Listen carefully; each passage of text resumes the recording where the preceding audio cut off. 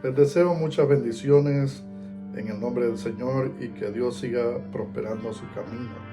Bueno, este día es un tema que vamos a hablar sobre la muerte de Jesús, quien prepara el camino para la vida eterna y también nos da la oportunidad de reconciliarnos con Dios. Esa es una de las grandes razones por la que Dios envió a su Hijo a morir en la cruz. Bueno, hay 9 propósitos, por lo menos que quisiera mencionarles de una manera breve, pero que podamos entender las Escrituras y su propósito un poquito más detallado. Bueno, cuando hablamos de la muerte de Jesús, nos basamos prácticamente, no solo los evangelios hablan de la muerte de Jesús, sino las epístolas y también el Antiguo Testamento, que no hay menos de 150 a 180 profecías que hablan sobre su muerte. Así que entraremos en detalles, por lo menos en unos 9 propósitos en este momento. Los invito a que juntos compartamos. El propósito número 1 de su muerte es la redención y perdón de nuestros pecados. En Romanos 3, 24 y 25 dice que siendo justificados gratuitamente por su gracia, mediante la redención que es en Cristo Jesús, quien puso como propiciación por medio de la fe. Entonces es Cristo quien nos reconcilia por su sangre para manifestar su justicia. Así que nosotros encontramos eso que da un beneficio grande a los que creen que podemos de esa manera reconciliarnos con Él. En el propósito número 2, nos da el ejemplo de amor y sacrificio.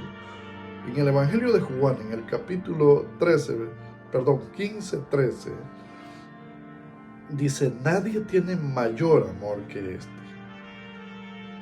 que uno ponga su vida por sus amigos. Qué precioso texto. Jesús nos inspira con su muerte a seguir amando y también ver en nuestro prójimo el poder servirle de una manera desinteresada. En el punto número 3 o propósito 13 tenemos el cumplimiento de las profecías, y era lo que les decía. Tanto el Salmo 22 muestran profecía como Génesis capítulo 3 versículo 15, y hay muchos detalles, pero Mateo 27:35 dice que habiéndole crucificado repartieron entre sí sus vestidos, y eso da un detalle que estaba enmarcado en el Antiguo Testamento, y que dieron a beber vinagre, pero que aún no lo quiso beber a causa de su entrega. El propósito 4 nos muestra de que allí hay victoria sobre el pecado y la muerte. En 1 Corintios capítulo 15, versículos 54 y 55 dice, y cuando esto corruptible se haya vestido de incorrupción, y esto mortal se haya vestido de inmortalidad, entonces la palabra que está escrita, sorbida es la muerte en victoria. ¿Dónde está, oh muerte, tu aguijón? ¿Y dónde, oh sepulcro, tu victoria? Entonces, esto ofrece a cada creyente la esperanza de la vida eterna, y que también hay victoria sobre la muerte y el poder del pecado.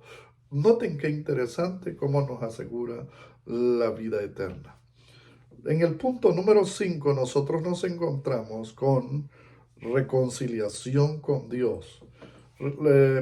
Segunda de Corintios capítulo 5 versículos 18 y 19 dice, y todo esto proviene de Dios, quien nos reconcilió consigo mismo por medio de Cristo, y nos dio el ministerio de la reconciliación, que en Cristo Dios estaba reconciliando el mundo consigo mismo, no tomando en cuenta a los hombres sus pecados.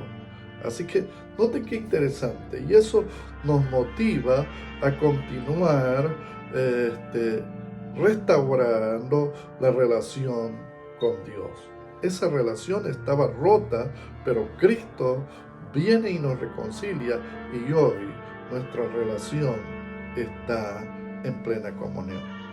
En el punto número 6 nosotros encontramos una demostración del amor de Dios, y Romanos 5:8 dice: mas Dios muestra su amor para con nosotros, que siendo aún pecadores, Cristo murió por nosotros. Entonces, eso nos muestra la disposición de Dios al sacrificar a su Hijo por la humanidad y así salvarnos de todos nuestros pecados. En el punto número 7 o propósito número 7, nosotros encontramos que no solo la muerte trae redención y perdón de pecado, ejemplo de su amor, cumplimiento de las profecías, victoria sobre el pecado y la muerte, reconciliación y demostración del amor de Dios, sino que es algo primordial, es el establecimiento del nuevo pacto. Estamos viviendo en un pacto muy maravilloso y que vale la pena de alguna manera considerarlo o mencionarlo en este momento. En Hebreos 9:15 dice que así que por eso es mediador de un nuevo pacto, para que interviniendo muerte para la remisión y las transgresiones que había bajo el primer pacto, los llamados reciban la promesa de la herencia eterna. Entonces, cuando nosotros vemos este detalle, que estamos viviendo una época hermosa del nuevo pacto, basado en la fe en Jesucristo, entonces es interesante vivir agradecidos y motivados cada día más siguiendo sus pasos. El número 8 es la derrota de los poderes malignos. En Colosenses 2:15 dice que despojando a los principados y a las potestades, los exhibió públicamente, triunfando sobre ellos en la cruz. Qué interesante es su muerte. Y ese es el propósito 8, nos libera de los poderes malignos y también despoja el dominio total, y así nos libera de toda maldad. Y el número 9 es un ejemplo de obediencia, y con este cerramos. Filipenses 2:8 dice: y estando en la condición de hombre, se humilló a sí mismo. Qué ejemplo de obediencia. Haciéndose obediente hasta la muerte, y muerte de cruz. Así que Jesús, al someterse a la voluntad de Dios hasta la muerte, eso sirve como ejemplo de obediencia, confianza en Dios para todos los que creemos en Él. Les agradezco mucho por su atención prestada y tener un tiempo para ir profundizando más en la palabra, y los animo a seguir en comunión con Dios y viviendo los principios de la palabra. Que Dios los bendiga.